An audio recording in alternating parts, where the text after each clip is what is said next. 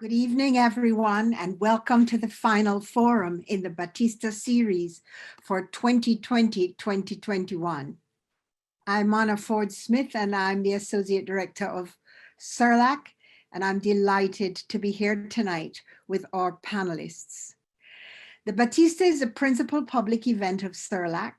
Usually there's only one public lecture, but this year, as a result of the pandemic, our director decided that we should turn the lecture into a series of forums, and we chose the theme of the alternatives as a sort of through line for all of the panels that we've been having.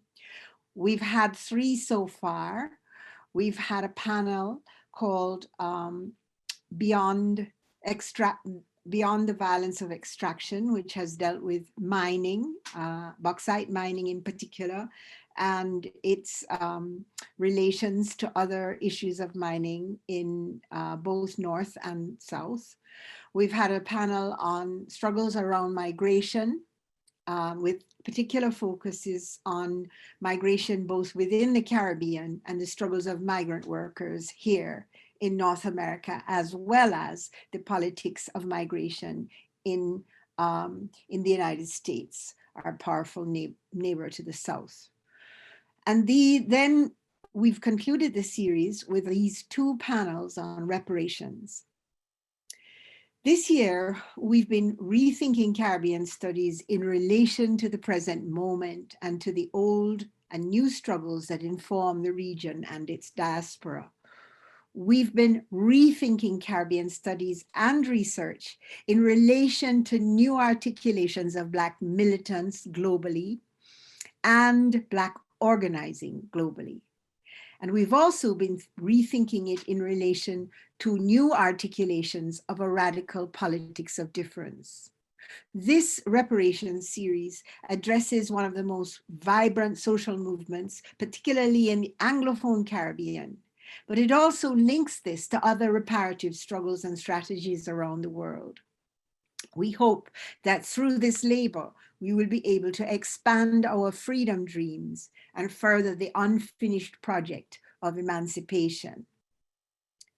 To think about freedom dreams and emancipation isn't possible without considerations of Indigenous people and a justice for Indigenous people and their struggle to hold on to their lands, both in the global South and the global North.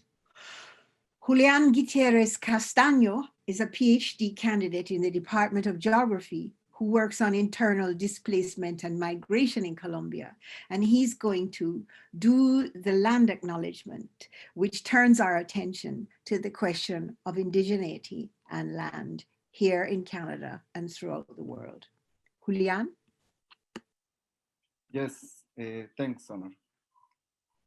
York University recognizes that many indigenous nations have long-standing relationships with the territories upon which York University campuses are located that precede the establishment of York University. York University acknowledges its presence on the traditional territory of many indigenous nations. The area known as Toronto has been taken care by the Anishinaabe Nation, the Haudenosaunee Confederacy, and the Huron-Wendat. It is now home to many First Nation, Inuit, and Métis communities. We acknowledge the current treaty holders, the Mississauga of the Credit First Nation. This territory is subject of the Dish with One Spoon, One Pond Belt Covenant, an agreement to peaceably share and care for the Great Lakes region. As we engage in this international panel about reparations, this land acknowledgement is an invitation to reflect about the indigenous people of the land where we live, our role on ongoing colonial dynamics, and our responsibility to dismantle oppressive racial ideologies.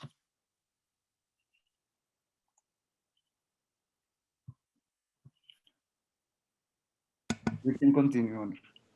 Thank you, Julian. And now I would like to introduce my colleague, Miguel Gonzalez, who is a member of the Baptista panel, the organizing committee for this lecture, and a professor here at York University, and he will introduce the panel. Miguel? Thank you, Professor Smith. On behalf of the Center for Research on Latin America and the Caribbean, Cerlac, and the organizing committee of the Baptista lecture series, I would like to extend each one of you, in particular to our panelists this evening, a warm welcome. My name is Miguel Gonzalez, faculty in the Department of Social Science at York University, and a member of the organizing committee of the Baptista lecture series this year. Since 1978, Cerlac has been a vibrant hub for community engaged research, collaborative scholarship, and academic excellence. Cerlac has pursued a socially progressive scholarship in collaboration with partners throughout the Americas and close to home. The Michael Baptista Lecture is the annual public event of Cerlac.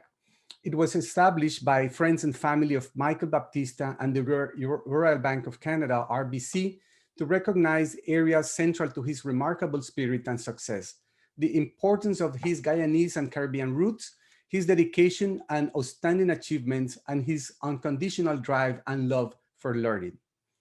As a result of COVID-19, instead of a public lecture, Cerlac have held a series of online forums to pay attention to building networks around alternatives and address concerns of Black and Indigenous and Caribbean communities regionally and transnationally.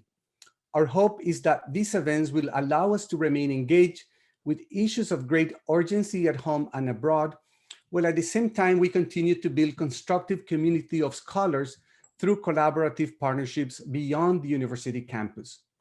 Today, we are celebrating the fourth forum of the Baptista series and the second of a two-parts conversation on reparations.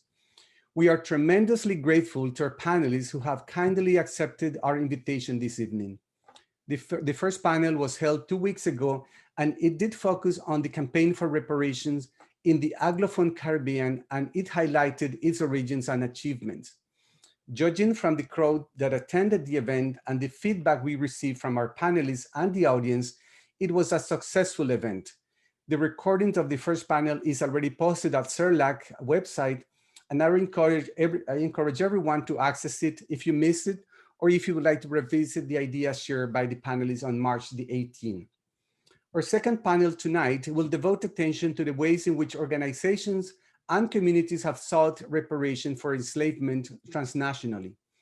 At Cerlac, we are very pleased for the attention the Baptista series has produced this extraordinary year as we seek to further engage with issues of national and transnational importance, themes that speak to the core of our mandate to foster inter and multidisciplinary research on Latin America and the Caribbean region, their diasporas, and their relations with Canada and the rest of the world. I have now the pleasure to introduce our chair, Michelle Johnson. Professor Johnson is Associate Dean Students in the Faculty of Liberal Arts and Professional Studies and a professor in the Department of History at York University. She teaches a variety of courses which focus on Black people in the Americas at both the undergraduate and the graduate levels. Professor Johnson's research interests focus on issues of race and racialization, gender relations, labor and cultural production and performances, and have resulted in a variety of publications in areas of Caribbean cultural and social history, as well as domestic service in Jamaica and Canada. Thanks again, Professor Johnson, for your kindness and willingness to also chair this second panel on reparations. Thank you. Thank you so much, Miguel, and thank you to Cerlac, one of my homes at York University. Thank you for putting this together, this panel together. And as Miguel mentioned, this is part 2 of our look at reparations. Now, as many of us know, the word reparations has gone through many versions, many critiques, many people in support, many people against. And this is one of the places where we're going to be able to talk about reparations widely conceived. Last week, or 2 weeks ago, as Miguel mentioned, we talked about the campaign for reparations in the Caribbean, especially led by the CARICOM countries, as some of you know. And this week we spread that discussion further beyond the Caribbean to our friends and neighbors around the region. We have with us today 4 distinguished panelists, and we're going to hear from each of them, talk about, enter this discussion from their point of view, enter this discussion from their research, from their interests. We're going to start off this evening with Nora Whitman. So Nora Whitman is an independent scholar. She holds a doctorate in international law and a master's in social and cultural anthropology. Member of the Scientific Council of MIR, that is a movement international pour des reparations. She is the author of Slavery Reparations, Time is Now, Exposing Lies, Claiming Justice for Global Survival, and International Legal Assessment. She's also the author of a children's book, which is fascinating, called Little Afeni and the Cause for Reparations.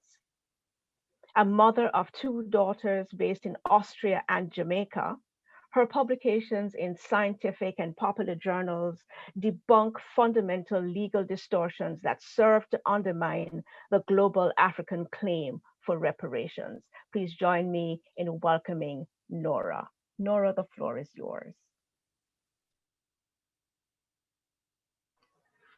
Yeah, good evening. Greetings again to everyone. And thank you, the organizers, Professor Johnson, Professor Ford Smith, and the others for inviting me and having me, and for putting up this whole event. So I will speak on the fundamentals of the global African reparations claim in international law tonight. The theme of the panel is the transnational case for reparations. So I want to start by saying that as far as my contribution, my assessment of the legal case for reparation goes, it has firm anchorage in international law as a global African case, as it is also maintained by organizations carrying the reparation movement since a long time, like NCOBRA and Stop the Mangamise and MIR, Mouvement International pour les Reparations, and also the common qualifier, if you want to say like that, to be victimized in the system of transatlantic chattel enslavement was to be someone indigenous to and residing on the African continent. So in international legal practice and doctrine, a people is generally defined as constituting a community with a common history and solidarity in the present, and these ties also continuing into the future. So what I can argue and substantiate as having a firm basis in international law is an African case, a global African claim to reparations against the various perpetrator entities of the transnational European collective. So I would sustain that though the parts of the global African people scattered across different nations that are structured today also by the same Eurocentric world order that is in itself a recite of the crime that needs to be repaired. That they can and should mount reparation cases against the specific European colonizers, but the legal strength and entourage of that I still see in a global African reparations claim. And as long as Africa is portrayed as backwards also, barbaric, chaotic, and so on, which is necessary still to facilitate the continued resource extraction and theft for the benefit of Europeans and other nations that started with transatlantic enslavement. As long as that is happening, we're not going to be able to pertinently redress anti-Black and anti-African racism or to implement lasting reparations anywhere. So I will go to the essence of my contribution now, and that really addresses one of the sub-questions of the panel: what are the legal frameworks on which reparations can be based? as far as I can see and substantiate it, it is accurate to state that global African reparations are firmly anchored in international law, in general principles of international law, to be more specific. Now, to assert that transatlantic enslavement violated international law, general principles of international law, is of course in contrast to the dominant opinion, the dominant denial of any legal foundation of the African right to reparations. And this dominant denial of the right to reparations relies on two premises. One is the principle of non-retroactivity. That is a very important principle in international law. And it states that facts must be judged by the law that was in force at the time that it happened. And stipulates that legal responsibility of a state can only be established if the act was internationally wrongful at the time it occurred. However, and that is important, any qualification as internationally wrongful is not affected by any differing legal qualifications in internal or domestic law. Two, it is asserted that transatlantic chattel enslavement would have been so-called legal, and combined with this principle of non-retroactivity, that is used to block all claims to reparations for transatlantic enslavement on a legal level. And the clarification of the legal status of transatlantic enslavement at the time is really the crux of the matter when it comes to the legal and reparations debate. And it does make a difference also whether measures that are labeled as reparations are now being given ex gratia out of some moral revelation or strategic necessity on part of the perpetrator states, or whether it can be assessed that reparations and also what kind of reparations are legally due. And upon closer examination, this allegation of a supposed legality is not scientifically tenable, because slavery such as practiced in the transatlantic system was one, not legal by the laws of the affected Africans, and it also did not conform with international law standards of the time. Even most European enslaver states had passed up to the 16th century legislations that abolished or at least severely restricted slavery. So the historical evidence shows that both the modes of transatlantic enslavement, kidnapping, non-respect of African sovereignty, instigation of wars with the specific aim to produce slaves, and also the treatment that was constitutive of transatlantic slavery, were illegal by the laws of African people. And in that, it is also important to see that the use of the same terms to describe different realities does not change anything to the different nature of these realities. So it must not be used, the term slave, African slaves, and slave to manipulate any legal qualification. The people who were usually were eagerly qualified by some as African slaves, they were not submitted to any of the dehumanization that was intrinsic to transatlantic enslavement. They did not have so-called African slaves, did not have their ears cut off. They did not have the name of the enslaver branded on their body. They were not tortured for minor infractions. There were no face or whole body gibbets or any of the other barbarities that were really constitutive of the system of terror of transatlantic slavery. In the African system, masters also did not have the right over life and death. And in fact, multiple scholars like Amy Corey have retraced that several institutions that approximate chattel enslavement were new to tropical Africa and actually developed out of the the chaos and the violence that was imposed on the societies with the growth of transatlantic enslavement. What was common at the beginning when the Europeans came in and legal was the exchange between sovereigns of small quantities of captives. Those people were criminals, people who for some reason ended up in debt bondage, but it was for specific reasons and small quantities. So this custom was common in Africa and in Europe, and that is also what African rulers were dealing on a consensual basis with the Europeans when they came to acquire slaves. But then the Europeans, that was at first the Europeans, they did not keep to that.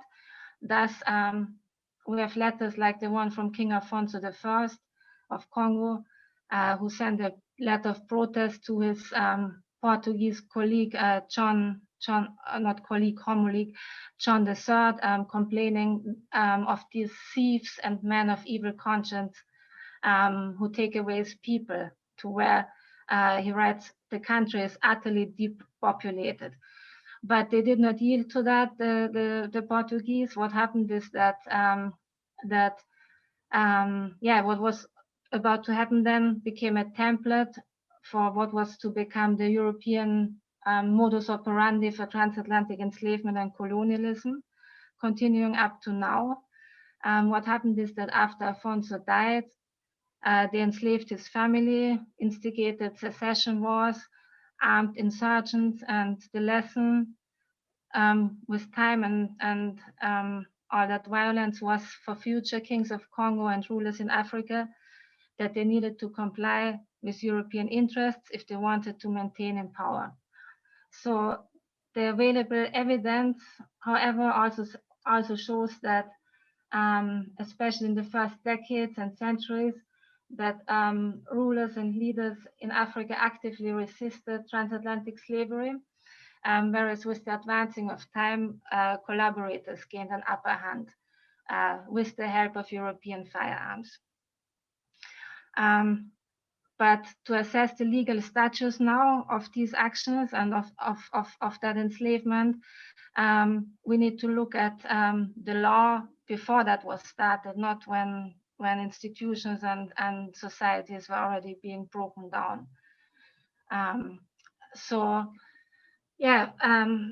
From all of that, it can be said, I will go further into that, showing about the European situation, the European legal situation also, but it is important at this point to state that general principles of international law are one of the principal sources of international law, and they are derived from the vast majority of national, regional, and communitarian legal systems. So looking at Europe now, also chattel slavery was not legal. Either slavery was under restrictions to where the practices that were to become constitutive of transatlantic enslavement were clearly legal, like in Spain and Portugal, or slavery was totally outlawed, like in England or France. That is also the reason why in France, for example, the parliament refused to register the slave codes, the Code Noirs. So these slave codes never really entered into legal force. They had no legal, they did not pass the formal requirements. And that is also why in courts in France, in the few cases where Africans who came to France with their enslavers and were able to seize the courts in France, that the court set them free, and in some cases even awarded them reparations.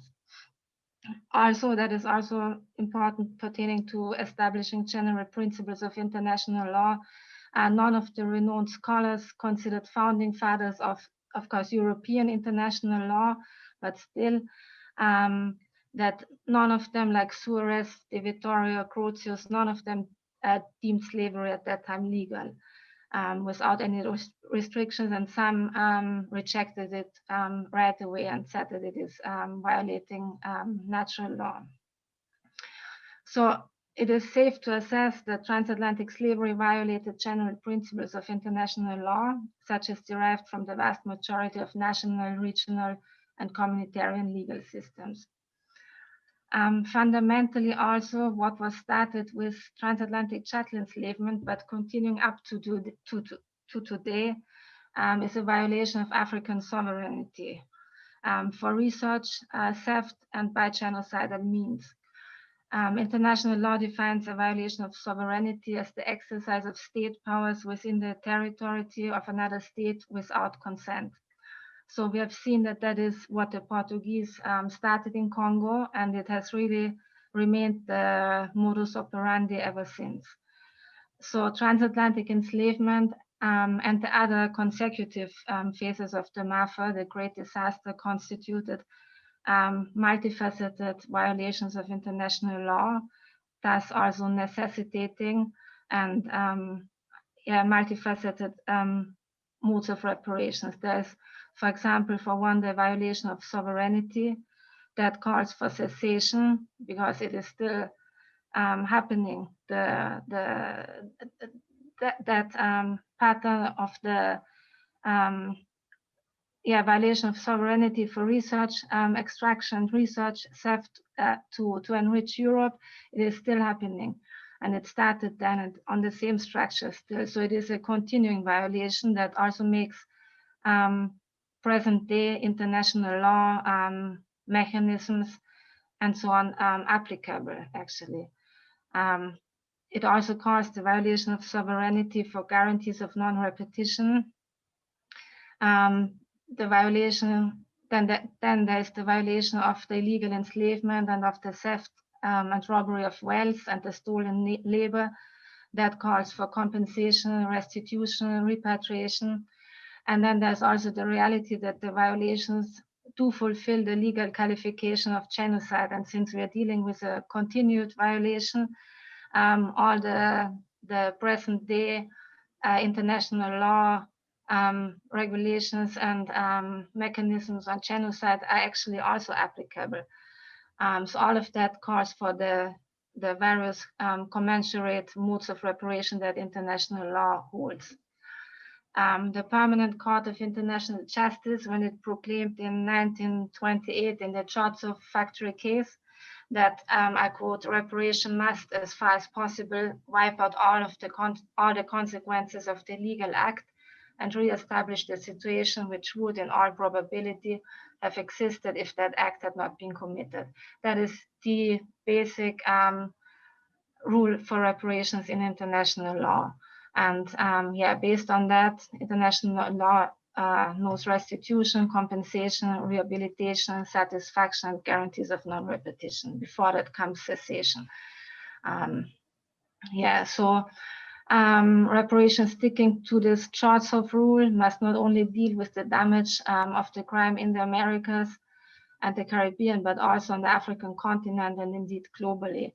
And as I've said, given that it is a continued violation, present-day international law mechanisms are applicable. And the last thing that I want to mention would be that I think that practically and realistically speaking, also the only way to permanently secure reparations for any part of the African diaspora, whether in North America, Caribbean, or elsewhere, is to secure African continental reparations also, starting with the cessation of the violation of sovereignty.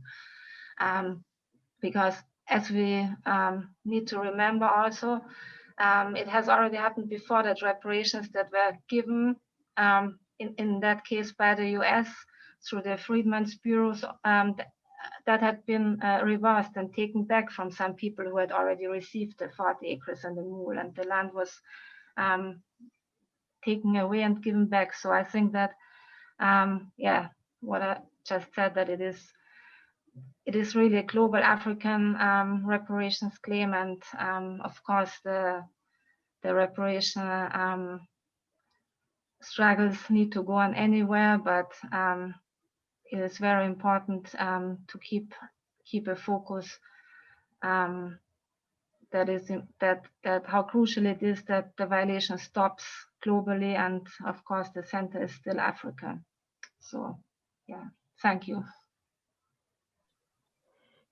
Thank you so much, Nora. And for those of you who want to have a sense of Nora's work, looking at this question of the international law during the time of the transatlantic trade in enslaved Africans, her work is available. It is fascinating, and it debunks many of the ideas that have kept discussions about reparations at bay.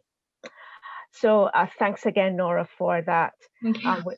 We're going to move to our second speaker, but before we do, I would like to mention two things. One is that we are having a translation.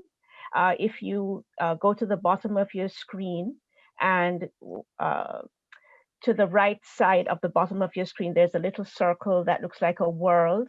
If you click on that circle, there is the possibility of no translation, which is off, translation into English, translation into Portuguese, which is being done by our own Bruno Veras. So our next speaker is, and the second thing I need to mention is that if you have questions, whether it's for Nora or for the speakers to come, please put those questions into the Q&A function at the bottom of your screen. Our next speaker is Cliccio Santana. Cliccio received his undergraduate degree from the Universidad Federal do Reconcavo de Bahia. Never mind, Bruno. I know I'm butchering all of these things. He is a specialist in ethnic and racial studies from the Instituto Federal de Bahia. Santana gained his master's in social history from Universidad Federal de Bahia and is a doctoral student at that institution. He's a researcher on themes related to slavery, freedom, and post-abolition experiences in Bahia during the last decades of the 19th century and the early 20th century. He's currently a school teacher in the Bahia educational system and teaches in the faculty of the Centro Universitario Unijorge, and he's coordinator of the Acervos Virtuales Bahianos. Welcome, Cliccio. And for those who need translation, please remember the translation function is now working because Cliccio will be speaking in Portuguese.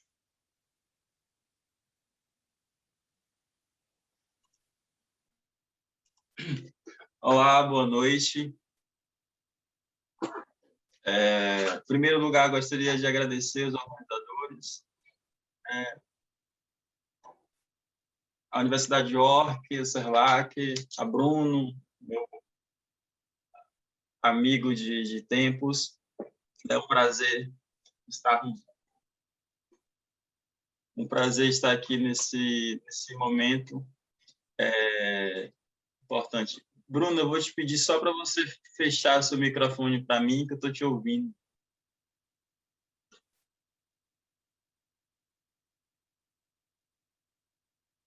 Ah, ok. Entendi. Então, mais uma vez, boa noite.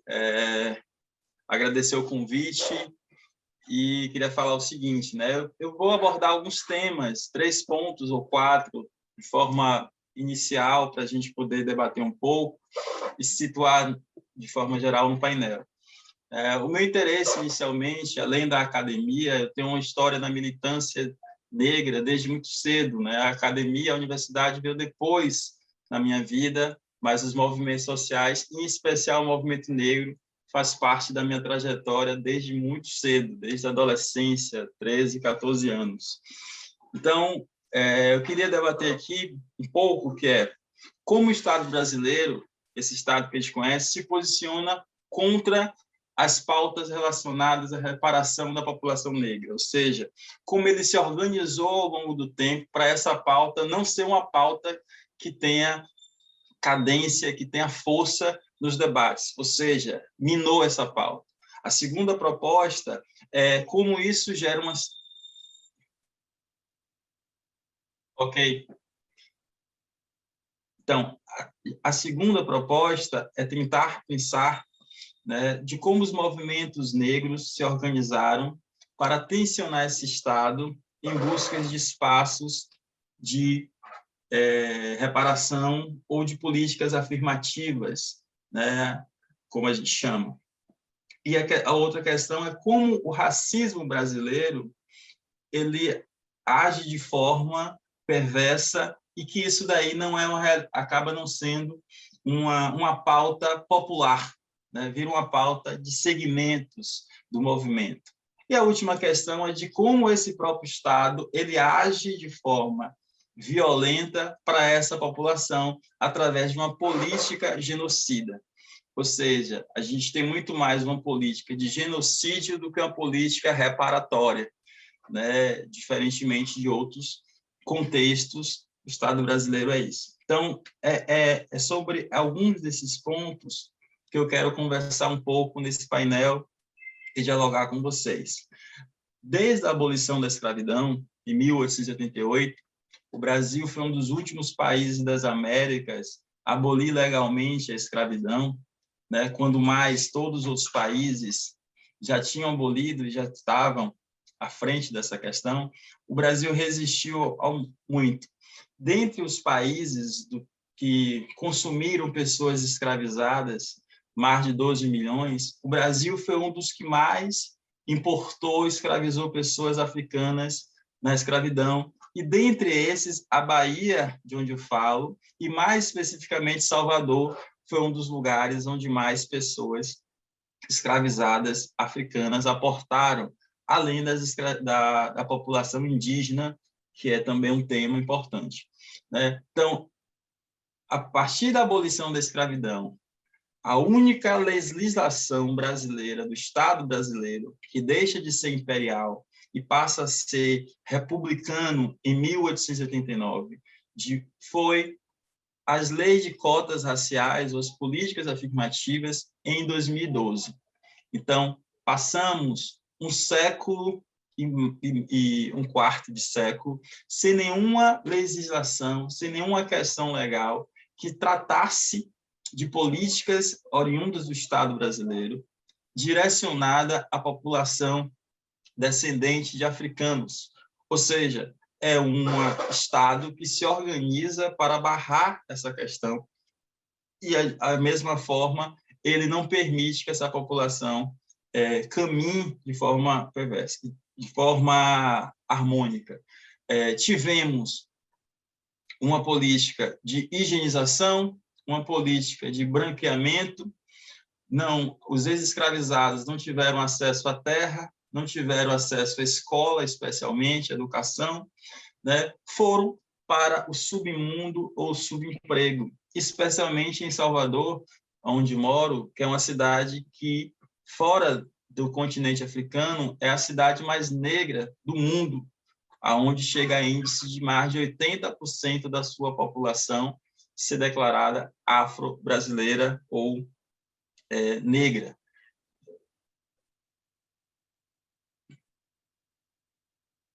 O número, 80%.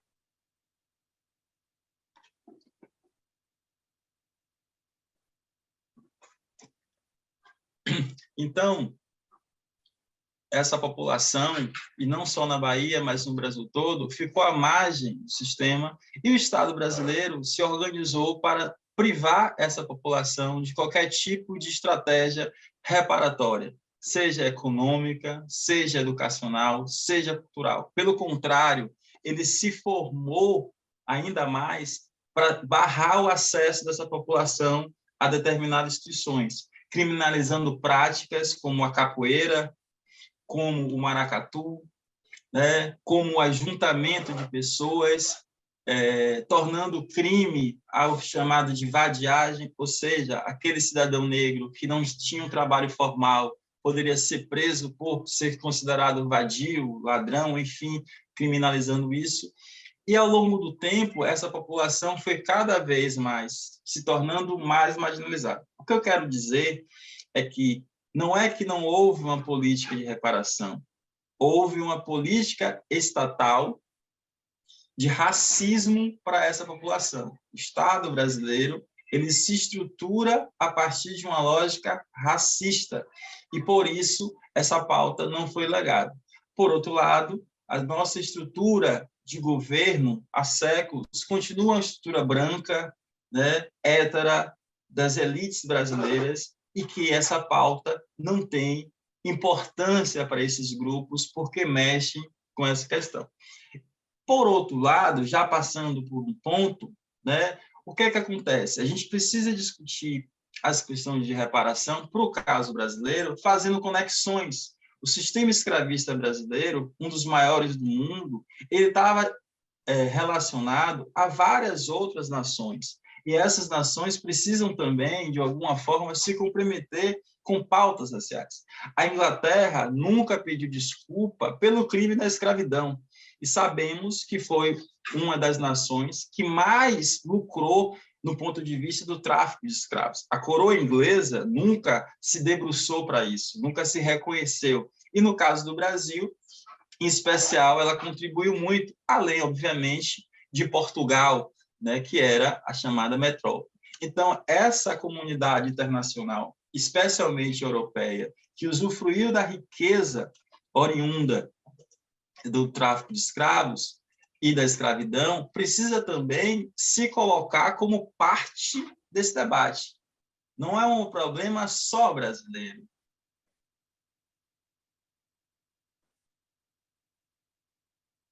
Yes.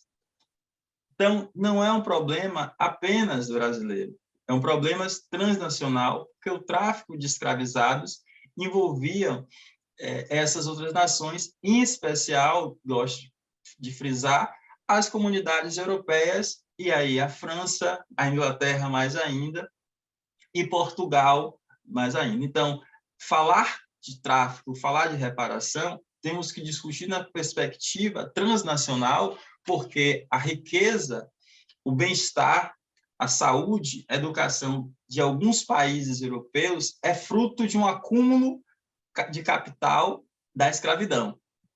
Se a gente não reconhece isso, ou a gente acaba ficando muito confuso de quem determina. E o Estado brasileiro, muito sabidamente, mina essa pauta para não se envolver nessa questão. Então, a primeira questão é essa, né, da gente pensar de como consegue um Estado se manter racista sem ter escrito em nenhum momento uma lei racista. O Brasil não tem, no momento, uma lei racista. É o racismo que passa no dia a dia, mas não torna-se lei, mas na presença, no cotidiano, a gente sofre literalmente na pele essa questão. Diante dessa pauta da reparação, os movimentos sociais, especialmente o movimento negro, desde o século XIX, existem propostas, projetos. No debate da abolição, existiam propostas de distribuição de terra, né, de escola, de formação. Dentre elas, o André Rebouças, um engenheiro negro, que fez uma proposta fantástica em 1887, falando sobre como deveria ser o mundo sem 1887. Uma proposta de uma pós-escravidão com distribuição de terra, ensino gratuito, né, para essa população ter acesso e melhoria de vida, né? Porque o entendimento é quem lucrou com a escravidão? O Estado brasileiro e seus agentes. Esses agentes que compõem esse Estado deveriam se comprometer com isso. Esse projeto de André Rebouças nunca foi visto como um projeto saudável. Pelo contrário, os senhores escravistas brasileiros queriam indenização na abolição. Eles queriam receber do Estado o dinheiro que eles tinham investido nos ex-escravizados. Então, é esse jogo. E os movimentos sociais no Brasil vão se organizar a partir desse debate, mas um debate que a reparação em si passava muito longe, né? Passava muito longe. Era muito mais primário o debate, com acesso especialmente educação, alimentação e, mais ainda, contra a violência policial, que é uma violência do Estado. A violência policial, ela é um agente do Estado. A polícia é um agente, uma força do Estado. E no Brasil, isso é um grande problema, não só no Brasil, mas a gente acompanha, especialmente nos Estados Unidos, chega muito mais essas questões para a gente. Por outro lado, os Estados Unidos têm 12% da população, nós temos 53% da nossa população negra, né? E vivemos esse caos racial com a violência policial. Então, os movimentos vão pautar essa reparação, mas de forma ainda muito... não envolvia projetos financeiros, eram muito projetos culturais, né, de inserção cultural. A gente está falando, na verdade, que as propostas dos movimentos negros, eles estavam muito mais preocupados com cidadania, ou seja, o sujeito que, pós-abolição, ele era um subcidadão. Então, até para lutar para qualquer coisa, primeiro elemento era adquirir o mínimo de cidadania, né? E aí se tornou uma pauta muito importante, e a pauta reparatória, especialmente no ponto de vista econômico, foi uma pauta que virou uma espécie de piada, porque o Estado brasileiro não reconhece o seu racismo, não reconhece que foi forjado através da escravidão e que, por isso, ele dá as costas para qualquer tipo de pauta que busque amenizar o mínimo de sofrimento que a população negra sofreu e continua sofrendo no dia a dia brasileiro. Ou seja, ele não dá as costas. Sabemos que tem famílias, especialmente na Bahia, que há 3 séculos são famílias ricas e que dominam as estruturas desse Estado, forjados em cima do recurso da escravidão. São políticos, são diretores de centros, são professores universitários. Essas pessoas estão presentes, usufruindo do acúmulo da escravidão nas suas vidas de hoje. Então, é possível, sim, fazer uma reparação no Brasil, porque, assim como sabemos quem são os descendentes de escravizados, também conseguimos saber quem são os descendentes dos senhores. Isso não é difícil saber isso, né? Por várias questões, né? Então, esse racismo à brasileira, e eu estou falando para uma comunidade que tem experiências diferentes na pauta racial, né? Aqui no Brasil, a gente tem uma noção equivocada que existe racismo brando e racismo perverso. Racismo é racismo em qualquer lugar do mundo. Racismo é um ato de violência. Então, não existe racismo bom nem racismo ruim. É violento. As manifestações raciais que diferem em cada contexto, mas a essência dele é a violência para o outro, né? A negação da humanidade do outro. O conceito de racismo é esse, e a gente tem que se apropriar cada vez mais para entender de como cada sociedade vai elaborar a sua prática racista, o seu dia a dia racista, né? E o racismo brasileiro criou o mito de que ele é brando, que nós somos um povo misturado, de que nós somos um povo alegre, de que nós tivemos uma escravidão branda, especialmente comparado à norte-americana, dos Estados Unidos, né? E que isso surgiu uma nação multicor, multirraça, bonita, alegre e festiva, porém, tudo isso esconde o dia a dia racista de que todo sujeito negro sofre nesse país. Mascara essa questão, e discutir racismo no Brasil ainda é um tabu, infelizmente. Ainda parece que é coisa da cabeça do militante, da cabeça do estudioso, né? Não é uma pauta que tem aderência. E ainda dentro da própria comunidade negra, certo? Então, a gente acaba perdendo esse debate, essa pauta para isso. Mas, para não me alongar e trazermos mais para o debate final, né, nós, como reparação, o que se me perguntasse hoje, o que é reparação para um brasileiro baiano, né? É a luta pela sobrevivência diária, é a luta por sobreviver. O Brasil, isso é o elemento de reparação, é o direito à vida. A gente luta ainda pelo básico, direito à vida. O material ainda não vira uma coisa palpável para nós, porque não adianta ter terra se não temos vida. Não adianta termos educação se não garantimos a vida. O Brasil é o país que mais mata negros no mundo.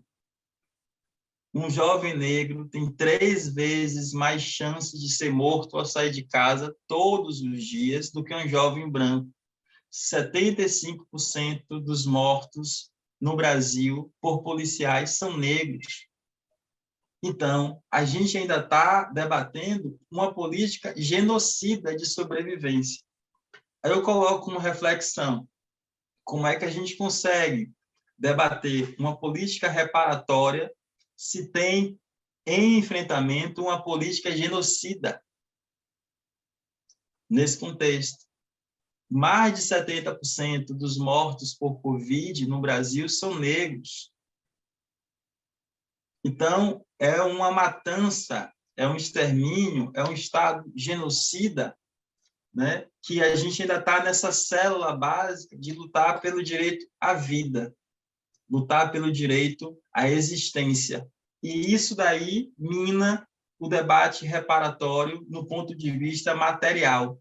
É como se estivéssemos ainda caminhando para uma sociedade que reconhecesse a humanidade do negro. A gente não... Isso daí é resquício da escravidão. A escravidão, o elemento principal dela era desumanizar o sujeito negro. A gente continua sendo desumanizado através de uma prática genocida. Então, minha fala foi nesse sentido, espero que a gente possa debater algumas questões, só para lembrar de como o Estado brasileiro se organiza, suas instituições, dentre elas a polícia, em especial, né, as forças policiais pensadas pelo Estado, né, de como os movimentos negros vão começar a se movimentar para essa pauta de reparação, de políticas afirmativas, de afirmação identitária, né, vai se relacionar. Esse racismo brasileiro que mina e dissimula as relações, afirmando que não existe racismo. E, por último, é a relação entre genocídio e reparação, né? De como pensar a reparação material, e é disso que eu estou falando, com uma lógica genocida de enfrentamento cotidiano, né? Vou cumprir um pouco o tempo, não vou me estender mais, espero que a gente possa discutir um pouco mais. Obrigado.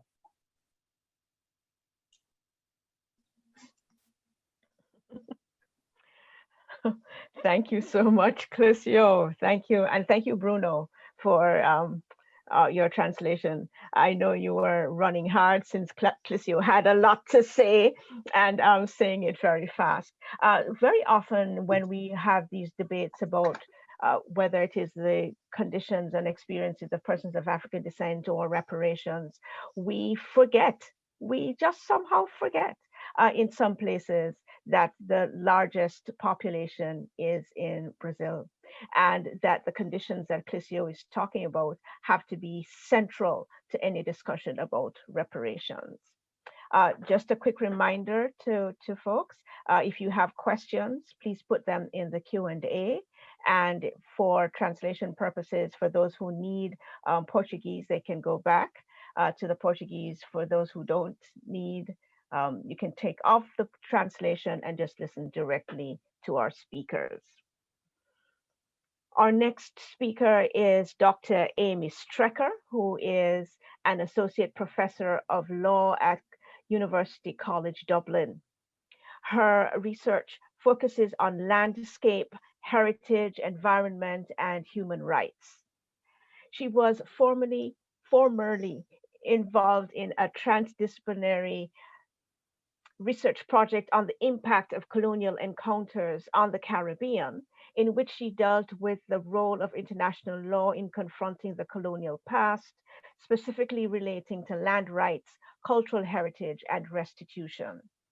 Her publications include Indigenous Land Rights and Caribbean Reparations Discourse, published in 2017, Revival, Recognition, Restitution, Indigenous Rights in the Eastern Caribbean, published in 2016, and she's co-author of Caribbean Collections in European Museums and the Question of Returns, published in 2017.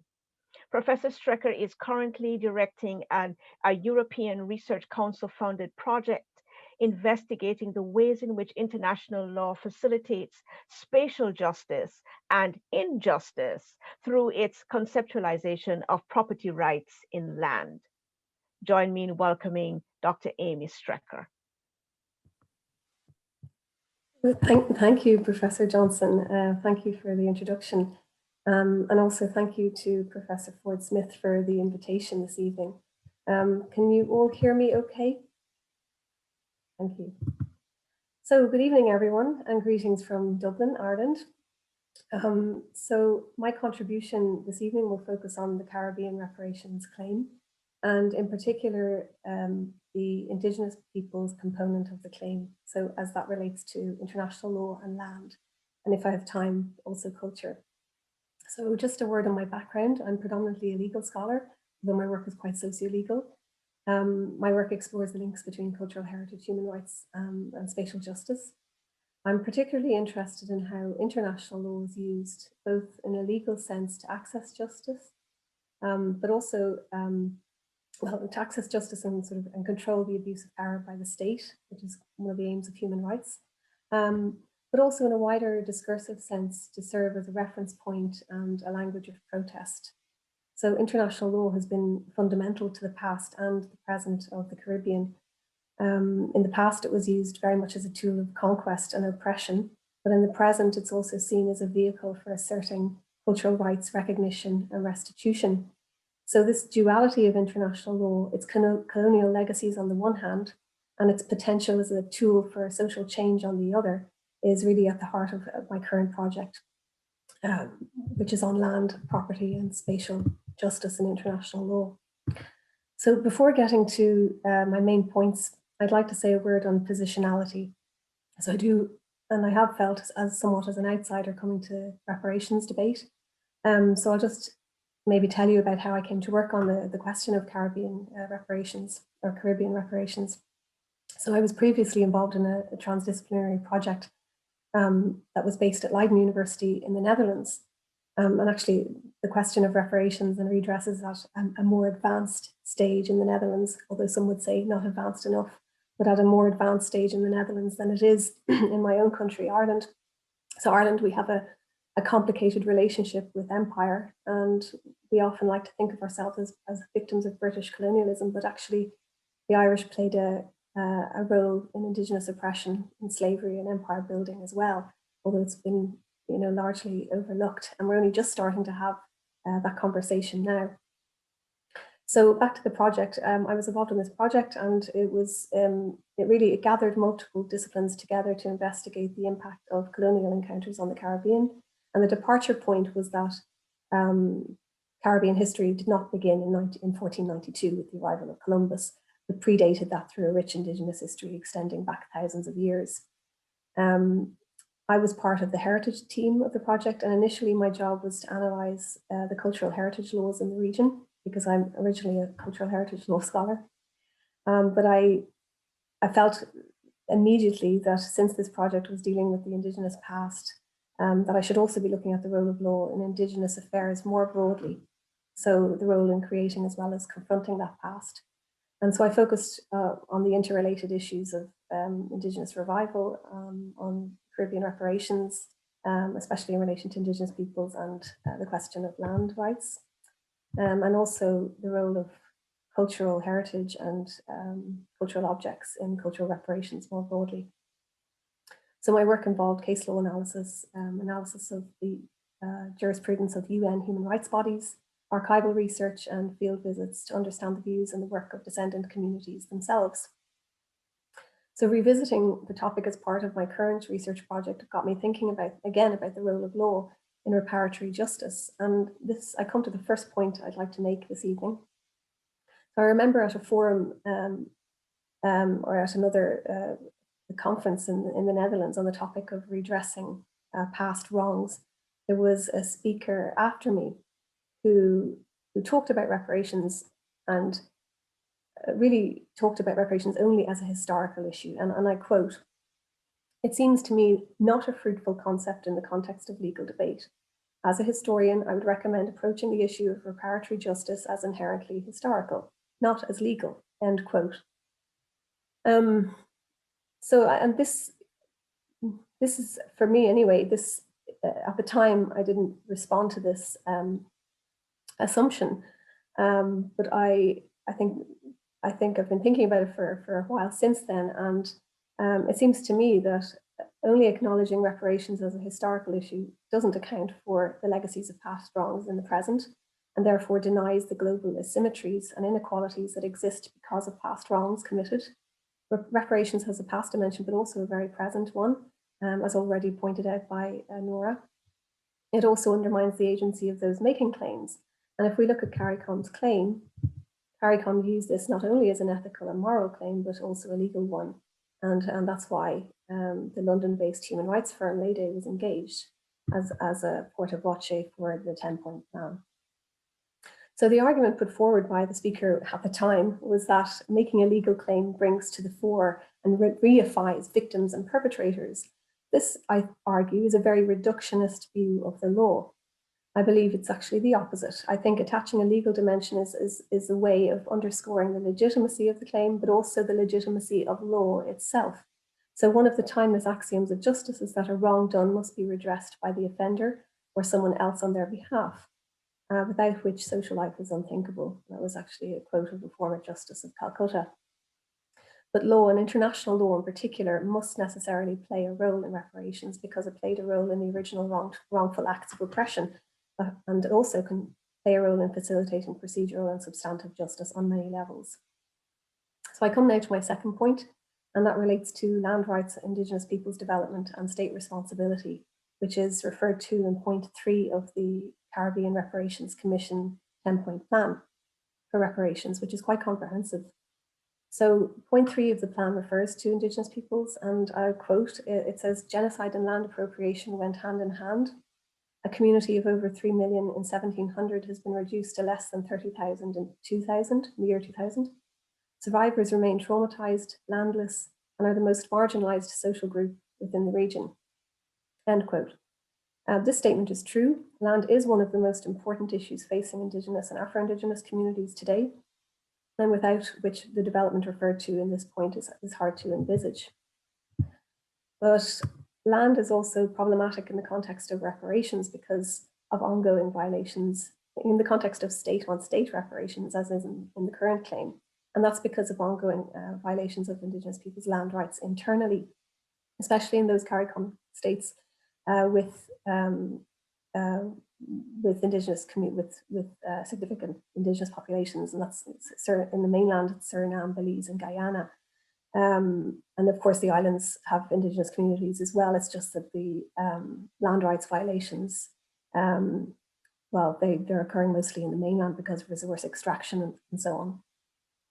So while the role of European powers in the original dispossession of lands is not in question, and while Indigenous peoples' development is about more than just land, a complicated issue is that dispossession is in the form of mining and logging concessions, dispossession is continuing in the independence era. And that's irrespective of the reparations movement. And the reason why it's happening, of course, is because of resource extraction in the form of mining and logging. Concessions are frequently awarded in lands occupied by Indigenous and Afro-Indigenous communities, where there's lack of title, there's diminished decision-making or participation in decision-making. And more broadly, there's been a lack of implementation of binding judgments from the Inter-American Court of Human Rights or the Inter-American Commission, and in one case, the Caribbean Court of Justice. So some of these cases actually involve reparations owed to Indigenous communities by current successor states. So we can think of the Saramacca, Moiwana judgments against Suriname, or the Kalinia and Lokono judgments, or the Mayan Indigenous communities of Toledo District versus Belize, which went to the Caribbean Court of Justice. And on the road of international law, actually, the Inter-American Commission stated in that case that Indigenous people's right to property is based on international law and does not depend on domestic recognition of property interests. So international law can be broader than national law, but its implementation really depends on the action of the state. So if we return to the question posed at the beginning of this evening's forum, what are the implications? It's one of the questions posed. What are the implications of reparations for Indigenous people, their land and sovereignties in the hemispheres in different locations? So I put forward that in relation to Caribbean Indigenous peoples, we have to address that question in light of the context of ongoing dispossession of land in the present. This perhaps raises more questions than answers. So questions such as how are reparations for Indigenous peoples going to be mediated through the states that are perpetuating colonial patterns of dispossession, but also simultaneously representing them in the Caribbean Reparations Commission? And to what extent are national reparations committees considering this dimension of the claim? And perhaps more profoundly, what are the global patterns of international development, trade and investment that contribute to the desire to attract investors in multinational resource companies and prioritize them over the human rights of citizens? And I think this relates to the last question posed today, which is what forms of further research are needed and what partnerships and alliances can be created? So for my part, I think what's required from legal scholarship is really an attempt to decolonize international law, and at the very least, international law scholarship. And that involves analyzing and highlighting the importance of not only aspirational norms such as human rights, environmental justice, and so on, but also those areas of law which have perhaps a more sinister impact on the everyday lives of people. And that's really the dimension of international law that really represents the ongoing legacies of colonialism. And one of those legacies is through the conception of land. And so we have this conception that land is really a part of national law, but actually international law plays an increasingly crucial role in how landscapes are governed globally. And there are various ways in which property rights and land are conceived. So for example, we have international investment law, which views land as a commercial asset. So very much an abstract property right. And that collides with and sometimes supersedes very much more substantive lived-in property rights of people and communities on the ground.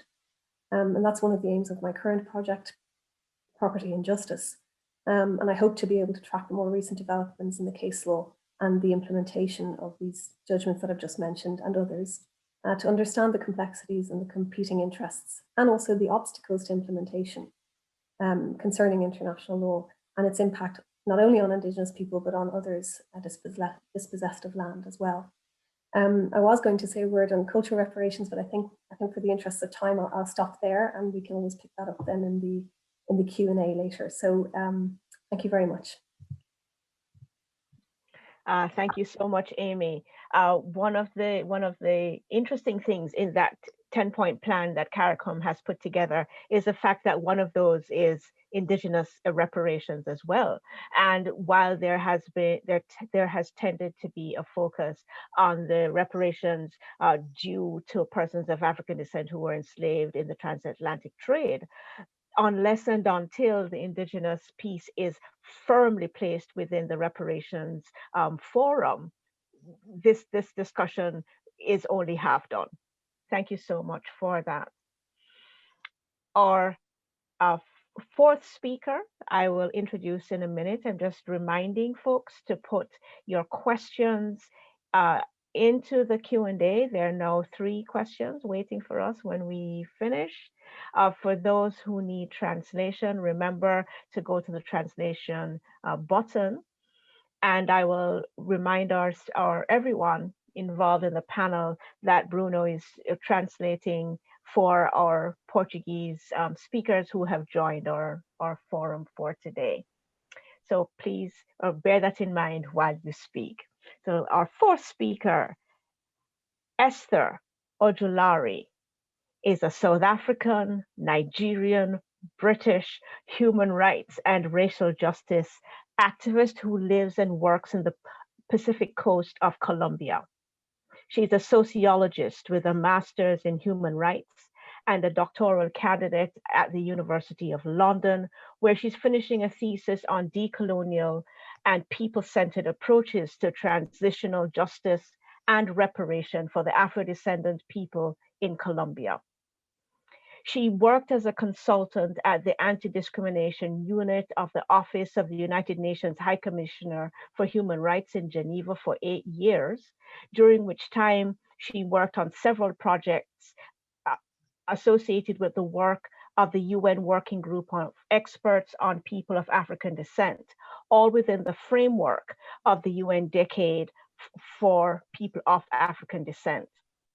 She's currently regional coordinator in Buenaventura and Northern Cauca for the Colombian NGO, the Consultancy on Human Rights and Displacement, where she works with Afro-descendant and indigenous peoples organizations in issues of human rights, ethno-territorial rights, collective reparations, peace building, and transitional justice.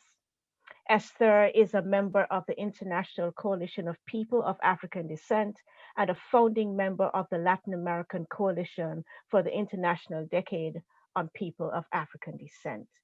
We welcome Esther. Esther, the floor is yours.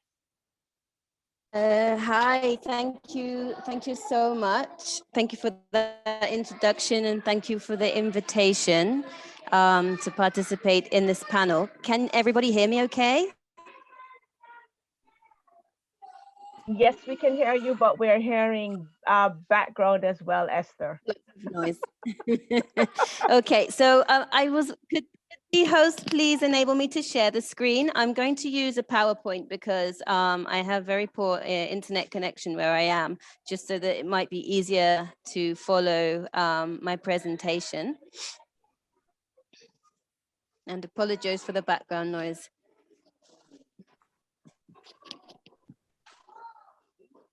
Okay, great. So, I'm really happy to be in this space and to hear the previous presentations, because I think there's so many lines of meeting between what previous speakers have spoken about: decolonizing human rights, genocide, ongoing colonial crimes, and what I'm going to talk about today. So as was mentioned, I work on the issue of reparations here in the Colombian Pacific. And my PhD research is particularly on decolonizing transitional justice as a platform for the reparations demand. So basically what I want to talk about today is how Afro-descendant organizations, and my work is particularly with Black Communities Process, PCN, and COMPA, which is the National Afro-Colombian Peace Council, have, through advocacy and resistance processes,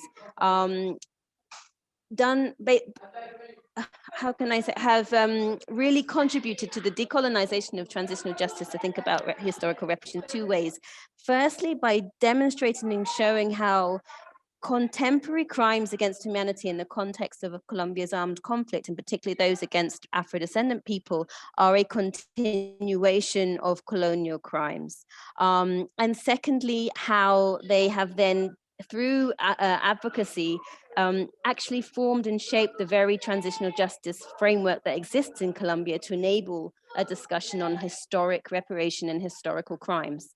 So for those who are not familiar with Colombia in the Pacific, Colombia in the north west of South America, has officially a population of Afro-descendants of between 9 and 10%, although those of us, organizations and others, estimate that the actual true population of Afro-descendants is more like 26% of the population. So that's due to various issues around capacity, around census taking, statistics, self-recognition, and a whole other load of issues around racial recognition. But Afro-descendant people in Colombia are descendants of enslaved Africans, have a long history of resistance against oppression. Cartagena, one of the ports in Colombia, was actually one of the main slave ports in South America. So from Cartagena, people were trafficked around the South American continent. And since the beginning of enslavement, there was very important processes of resistance where Afro-descendant communities, people formed palenques, which are like maroon communities in very hard to reach areas of the country where they've created their own communities. And I'm actually calling today from Yurumangui, one of the rivers in Juntas Yurumangui, which is one of the rivers in the Pacific coast, which is one of those hard to reach places and still preserves many traditions and customs of Afro-descendant people.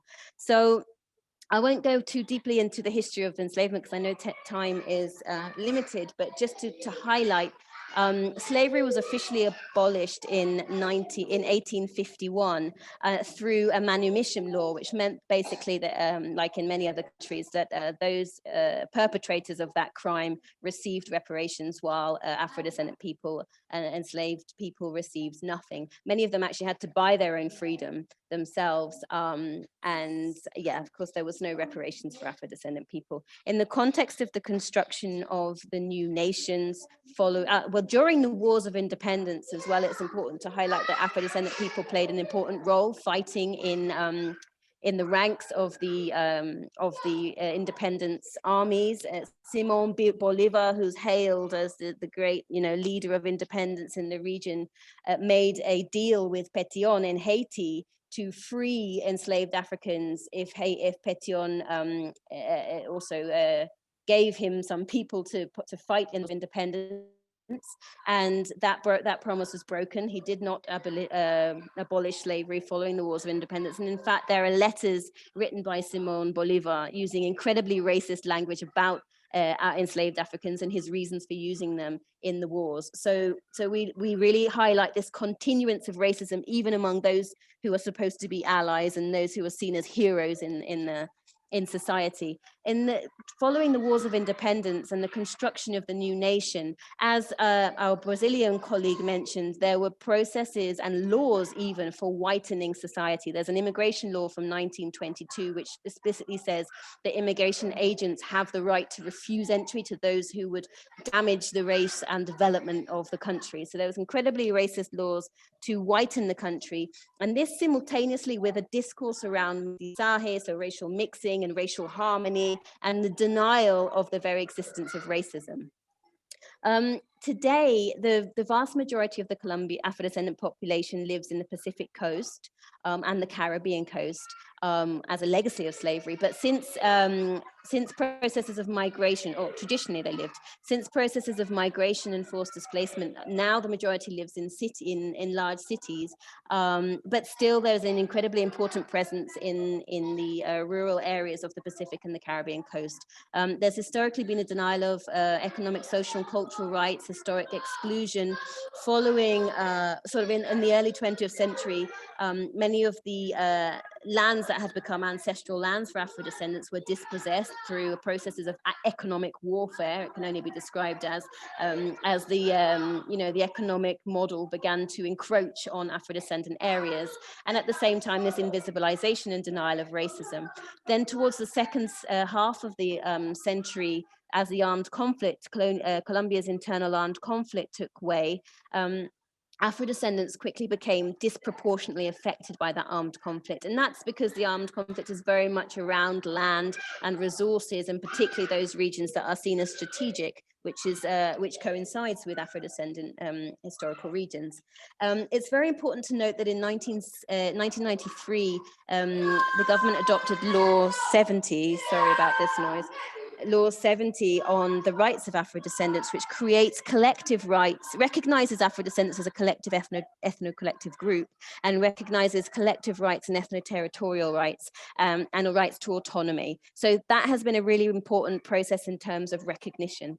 There's not necessarily a consolidated reparation movement in Colombia as there is in other countries, but there's been a kind of evolution of discourse and discussions around reparations, which I present here, mainly involving PCN, the Proceso de Comunidades Negras organization, who have made reparation one of their kind of 7 key principles.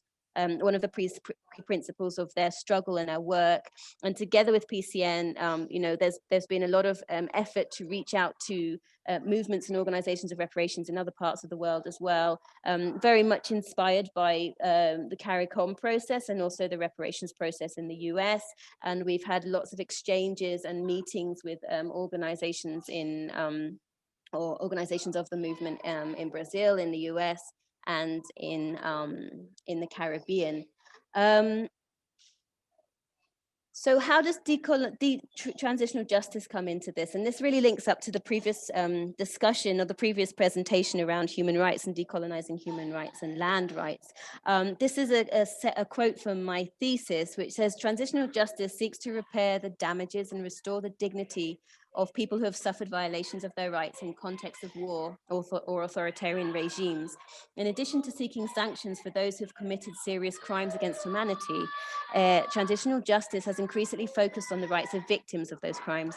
However, when a transitional justice process is conducted in a post-colonial or colonial settler context, rights will not be restored unless that process has a decolonial focus that recognizes that contemporary crimes against the victims are a consequence of both the legacy of colonialism and the continuous relations of coloniality in a contemporary society, and that it seeks to compensate that historical damage. So it's really about a settler colonial analysis of transitional justice that argues that transitional justice in a post-colonial setting, in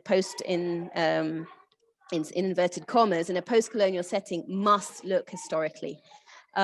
So when I carried out a workshop with Afro-descendant women here in Buenaventura, I asked a question around transitional justice. I asked the question, what does truth, justice, reparation, and non-repetition mean to you?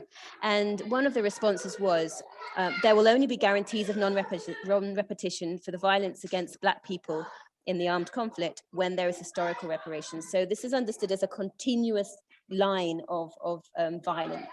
So this is the first kind of strategy that has been part of this advocacy process around transitional justice and historic reparations, is to show how the contemporary crimes against humanity are colonial and historical crimes. And we have the thesis that the armed conflict is the latest moment in a continuous chain of racial violence in the context of colonial and oppression, in the context of colonial economic extractivist project, which is rooted in ideologies of white supremacy, patriarchy, and accumulation.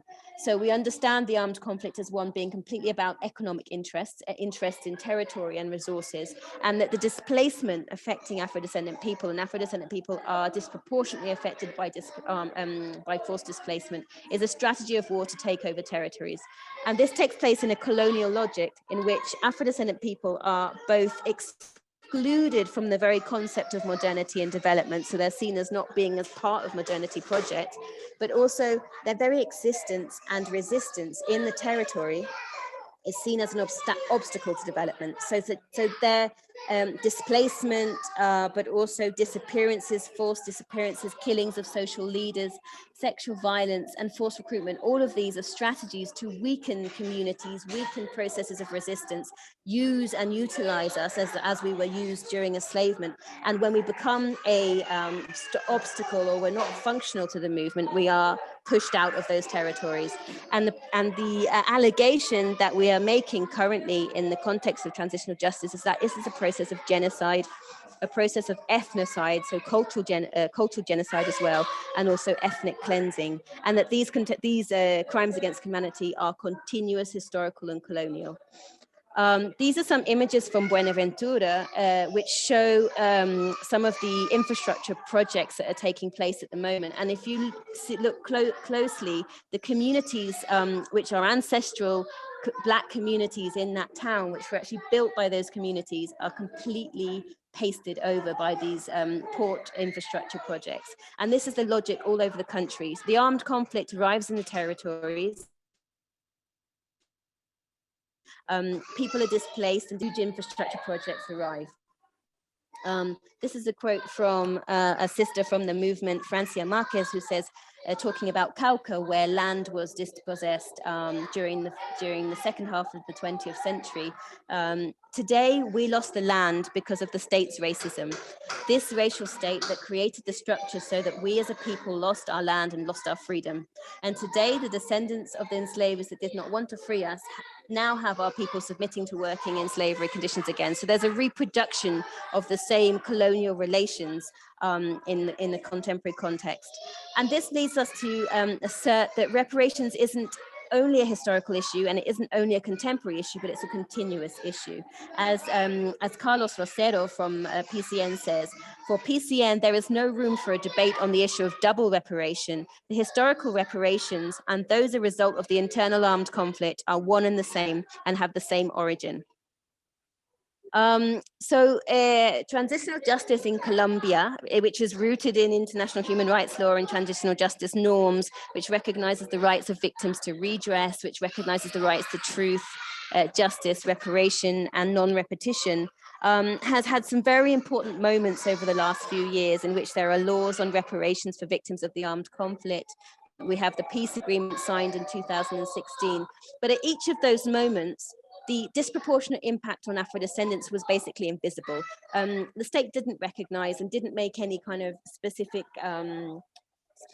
allowances for addressing the particular victimization of Afro-descendants. So through advocacy processes, Afro-descendants have achieved a kind of opening of the scope of transitional justice norms. So the Constitutional Court, for example, after adopting a law on the unconstitutionality of forced displacement in 2004, in 2009 adopted a later law particularly on how that affected Afro-descendant people. In 2011, they achieved a law on collective reparations for Afro-descendants. And during the peace agreement, through alliances with indigenous people, managed to get the inclusion of an ethnic chapter in the peace agreement. Muchacho, por favor, que estoy en una conferencia. Gracias. Entonces, so the impacts of this advocacy has been the recognition of the differential and disproportionate impact of the armed conflict on Afro-descendants. It's been the recognition of them as a collective victim, the underlying factors of the armed conflict, a recognition that racism is integral to the armed conflict, and the importance of ancestral territories and historical reparations, recognition of the responsibility of the state in both action and omission, and recognition of the importance of transitional justice mechanism having an ethno-racial focus. So one of the examples of these norms is Constitutional Court order in 2009, which says the internal armed conflict has increased the imbalance of power between Black communities and the rest of Colombian society. Forced internal displacement, which was disproportionately affected Black communities, has increased the debt between the Colombian society and the descendants of Africans, which can be explained by the lack of power of the communities that have been victims. For this reason, historic reparations and those for the internal armed conflict are one of the same and have the same origin. This ruling from the court was really the result of a massive advocacy process of Afro-descendant organizations, sending reports, doing, lobbying lobbying members of the court to get that decision made. And this is an example, I'm afraid it's a bit cut off, but this is a picture of organizations that went to La Habana in Cuba for the peace agreement, signing of the peace agreement, and fought to get that ethnic chapter included in the peace agreement. And that ethnic chapter in the peace agreement is fundamental because it also recognizes the historical and colonial dimensions of victimization of Afro-descendants, and in that sense recognizes the responsibility of the state, not only in the contemporary victimization of Afro-descendants, but historically. And as the peace agreement is, you know, an international binding law, we have a kind of step forward in terms of the argument for reparations, because as we know, one of the biggest challenges is actually state responsibility, or recognizing state responsibility. And finally then, using this platform, the kinds of demands that are being made for reparations are very much rooted in own visions of rights. So it's about the rights to be, the rights to land and territory, rights to autonomy, and an own vision for the future, and also rights to be part of a global Black community. There's a lot of emphasis on truth and own truth. So we've been doing some, we've been presenting reports and information to the Truth Commission and the Special Jurisdiction for Peace, which are two transitional justice mechanisms, and making that claim around the historical and colonial roots of the contemporary genocide, ethnocide, and ethnic cleansing. Reparations demands are very much collective and demands around structural change, territory, autonomy, and that is part of this idea of guarantees of non-repetition. And I think that's what really transitional justice adds to the debate on reparations, is that it has this focus on guarantees of non-repetition and truth, which means that the kinds of reparations demands we're making are transformative, and recognize that we cannot, a compensation in money will not change our situation if we don't also have a change in the structural conditions that continue to oppress us and that have oppressed us since the colonial period. So I'll leave it there. I hope you were able to hear me. I know the connection is bad and it's now started to rain, but I look forward to continuing the discussion in the questions and comments. Thank you so much, Esther. Hearing the young people in the background is a reminder of your fieldwork, of the reality of community, and we had to listen, which is a good thing. Okay, thank you so much to everyone. Thanks for all our panelists. We do have some questions in the Q&A, which I will look at. Some are questions and some are comments. So I will go through. And Bruno, I think we're going to need your help here because two of the questions are for Cliccio. Okay. So the first question comes from Kamaria Pinge. And before I go any further, let me just crave your indulgence for a few minutes to deal with these questions, and then we'll do a wrap up. I know we're past our time, but please bear with us. So it's from Kamaria Pinge.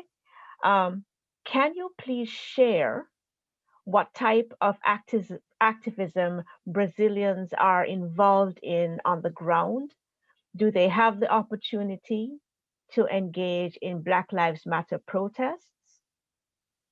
Do they engage in organizing to raise awareness about the youth killed unjustly by police?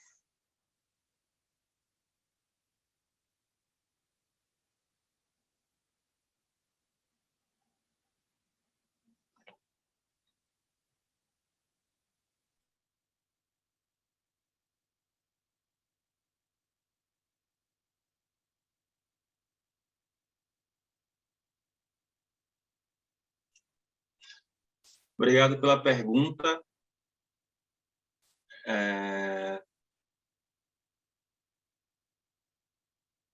Então, existe uma série de movimentos sociais no Brasil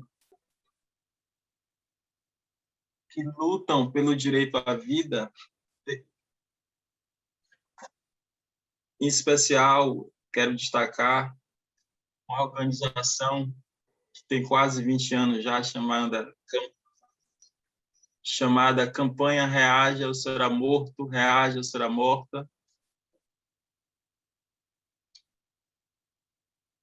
que debate no dia a dia, nas cadeias, nas comunidades periféricas, nas escolas,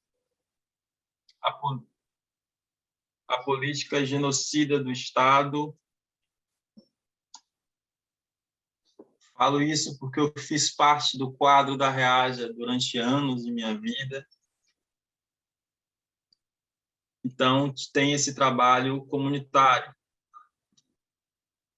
Além das outras organizações de cunho cultural, que é muito mais presente na realidade brasileira, a militância cultural, onde a pauta racial é difundida para a população através da cultura. Em especial em 2020, com o movimento Vidas Negras Importa, houveram muitas manifestações, mesmo durante a pandemia, sobre essa questão da violência policial, mas da violência generalizada. É importante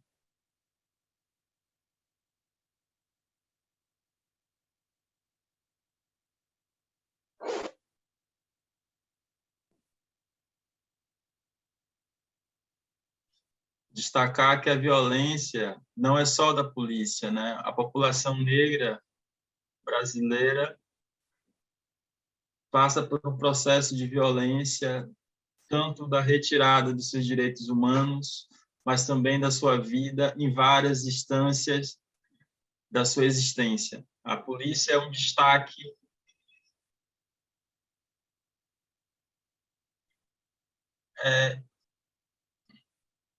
esse destaque. Outras organizações, como as comunidades quilombolas, que são co-irmãs dos palanques, está espalhada por todo o território brasileiro, são centenas de comunidades, fazem um papel importante nesse debate. Mas, mais uma vez, a sociedade brasileira não gosta, não quer reconhecer o seu racismo, e especialmente nesse momento que estamos vivendo com o chefe maior do Estado, com tendências fascistas, tendências autoritárias, e que não considera os direitos humanos uma política de Estado. Então, nos últimos 2 anos, o pouco que conquistamos, temos perdido ainda mais. Mas essa pauta é uma pauta cotidiana dos movimentos sociais, das organizações.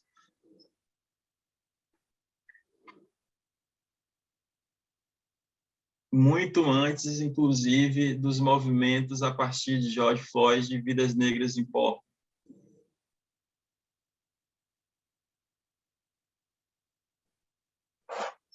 Então, é uma pauta transnacional e que, nesse ano 2020, ganhou maior visibilidade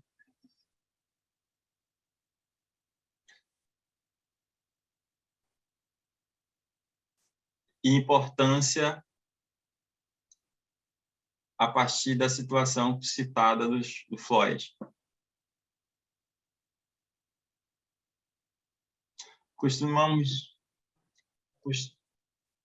Costumamos dizer no Brasil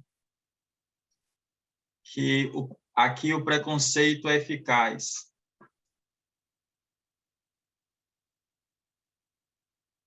Racismo é eficaz. Te cumprimentam na frente e te dão um tiro por trás.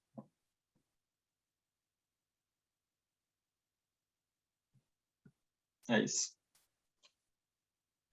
É isso, assim, minha fala Se tiver outra questão. Okay. Thank you so much for that, Cliccio. I'm aware of our time and I want to give our other speakers a chance to respond to some of the questions. So there were some questions and comments by Makeda Kandake, and I'm going to pull out one of those questions and ask our two legal specialists to reflect on this one. Did you know that finally the European Court of Human Rights declared admissible the request for reparations introduced by the International Movement for Reparations, MRI? And then Makeda ends with which France refused us. So if I could ask Amy to reflect on that from the perspective of international law, and Nora to reflect on that as well from your perspective of international law, that would be wonderful. So Nora, would you like to go first?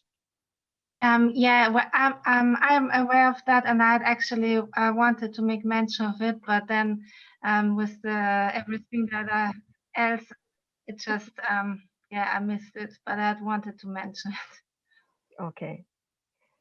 And I actually I was just communicating whether it is how it would be possible to also utilize the analysis that I have made pertaining to international law in that court procedure. So I will see. Okay, thanks, Nora. Amy? Thanks. Yeah, and I have to say I'm not familiar with that case, and I'm interested because the European Court of Human Rights can be quite conservative when it comes to these kinds of actions, especially collective actions. So yeah, I mean, I'm going to look into it now after this session this evening, but yeah, I mean, declaring something admissible is definitely, yeah, a step in the right direction. So yeah, let's see how it proceeds. I'm very interested. Thank you. Okay, thank you. And I'm going to ask one question and then ask each of our panelists just to say a word of summary at the very end. So our last question in our group here is from Lisa North. For the presenter on Colombia, Esther, I think that the US role in the financing of the civil war in Colombia should be identified. Can you comment on this? And also on the recent massacres of Black teenagers in Cali? Hi, thank you, Lisa, for that question. Yeah, absolutely. The US role should and is identified. We do a lot of work around lobbying and advocacy with US-based organizations, Afro-descendant organizations as well in the US, but also organizations like WALA, the Washington Office on Latin America, precisely to highlight the role of the US imperialist agenda and its role in the armed conflict here. And actually a conversation we had quite recently is also looking at how that role of the US can also be highlighted specifically within the transitional justice process. So completely agree with you on that, and that is part of the agenda here. And in terms of the 5 Black boys that were killed in Cali, this is a really tragic example of how the armed conflict since the signing of the peace agreement has actually become worse, and particularly become worse for Afro-descendant communities, both in the rural territories and then in urban communities like in Cali, where much of the Black community is actually displaced from the rural areas. And what is happening is, as well as seeing a kind of restructuring of the armed conflict with a whole new load of new armed groups that often we don't even know who they are or what their agendas are, the impact is becoming ever worse among young people. So young people are being recruited forcibly, are being used by groups, and also, as in this case, are being killed as part of this strategy of terror and fear within communities, and as part of the strategy to force young people to be part of these groups. So this is one of the tragic cases which reminds us of 13 years ago when 12 young boys were killed in Buenaventura as well, in a massacre, and it's just kind of making us feel like things are getting worse and worse all the time. That's one case in many cases which are now showing the armed conflict's impact on young people. Thank you, Esther. So as we wrap our session today, I'm going to ask each of our panelists to just say something brief, bring your ideas to a close. What's the last thing you'd like us to take away from this session? And we'll go in the order in which we started with Nora. Oh, I was just reflecting on what I'm interested to ask or say, but I'm really very tired by now. Okay. It is almost 1 o'clock, and from I have 2 small children, they woke me up early. So there were a few things that I was interested in knowing more about. Yeah, but I'm just thankful for the panel. It was very interesting. Just one thing that I wanted to say pertaining to what has been said with the indigenous peoples of the Caribbean.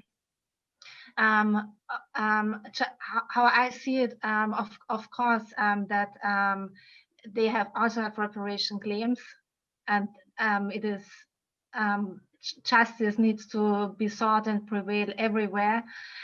Just from, I am a legal scholar, and I really researched and assessed the African, not that I really just went to look out for that, but when you look at the history and how it happened, it is still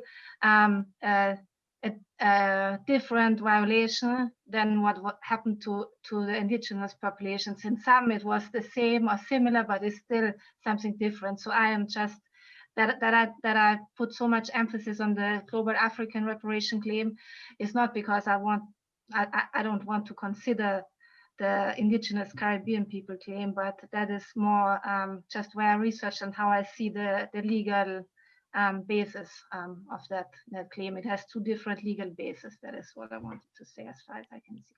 Yeah, thank you, Nora. And just to go back briefly to the Caribbean CARICOM group, not only are they talking about people of African descent and the indigenous people, but they also mention in their reparations claim for the indentured persons who came on those terrible contracts after slavery into the region as well. So it is just the remnants of this terrible colonial enterprise in which we're all implicated.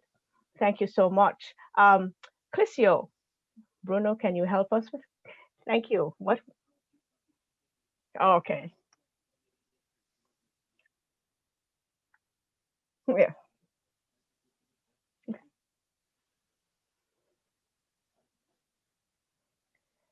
So, your final thoughts, Cliccio? Ok. Agradecer desde já, mas nesse momento de final, eu queria deixar registrado que existe um isolamento brasileiro, especialmente entre as Américas, de conexões sobre a pauta racial.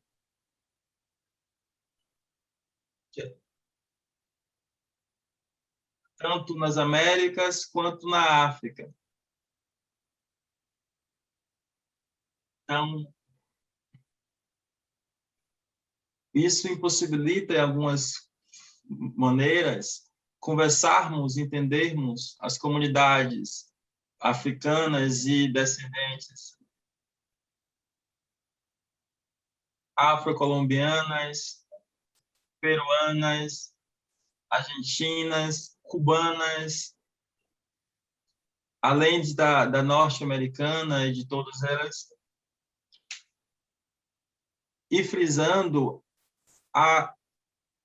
o racha, a divisão que existe entre as comunidades indígenas e as comunidades negras. É uma política do Estado de separar esse diálogo, de manter pautas distantes tanto no ponto de vista interno, quanto dessa conexão externa.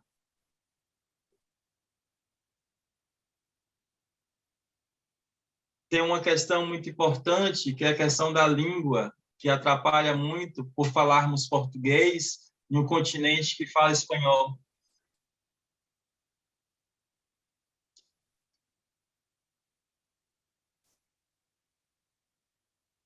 Mas o que eu quero deixar mais frisado é que o Brasil precisa mostrar para o mundo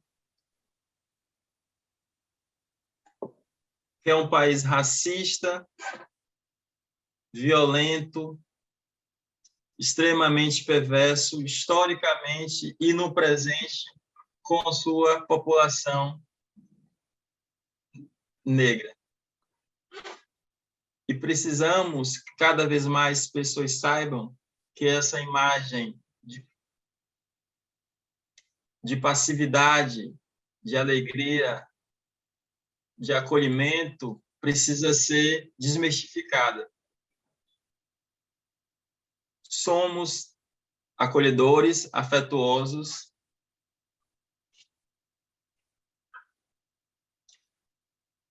mas também somos revoltados, alguma coisa.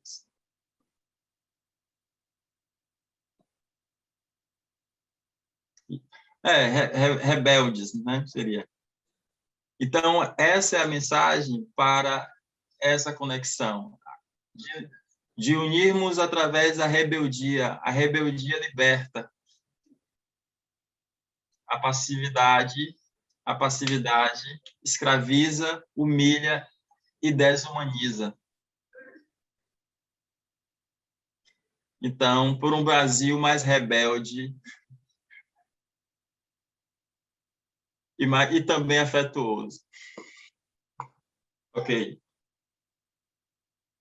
Okay, thank you, Cliccio, and thank you, Bruno. Amy? No, I don't have any concluding remarks, really, only that maybe to pick up on what Cliccio said there about, you know, the split between Afro-descendants and Indigenous peoples in Brazil. And I think, you know, there is at times there is a tension, even if there is an inclusion, you know, in the Caribbean Reparations Commission of both Indigenous reparations as well as reparations for slavery more generally, and including indentured laborers in that. But I think, you know, it would be oversimplistic to presume that it's a harmonious relationship. I think there are those tensions, and I think also, you know, there are sort of exclusionary or ramifications that also, and discourses that can exclude. And I think you can see that, you know, particularly in the islands, for example, where the term Indigenous isn't, you know, it's not so widespread, or if it is, it can be questioned. And I suppose because in focusing on Indigenous people's rights, you might exclude others from that, you know, others who share very similar lifestyles and, you know, as Indigenous peoples. And I think I'm coming at it from the perspective of land.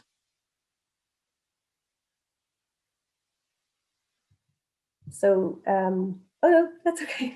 Anyway, that's just the point I wanted to make, just anyway, but that's for another discussion. Thank you. Thank you so much, Amy. And finally, Esther.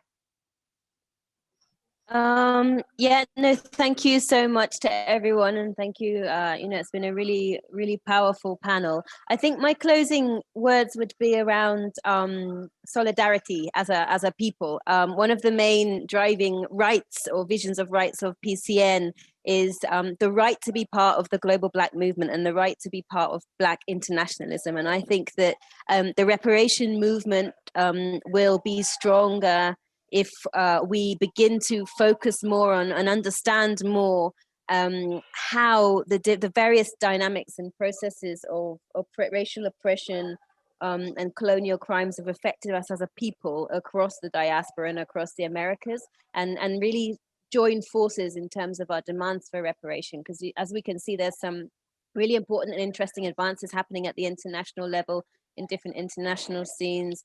And often, I think if we come together and fight that fight together, we might be able to push that further forward as well. And that goes to the question as well around the role of the US. You know, once we kind of link up the Black struggle in the US with the Black struggle in other parts of Latin America, for example, and the Caribbean, we can begin to understand as well how the different processes of oppression actually function and continue to function and oppress us through the complicity of these different states. So I'd say my last closing words are to really strengthen our movement as a global Black movement for reparation.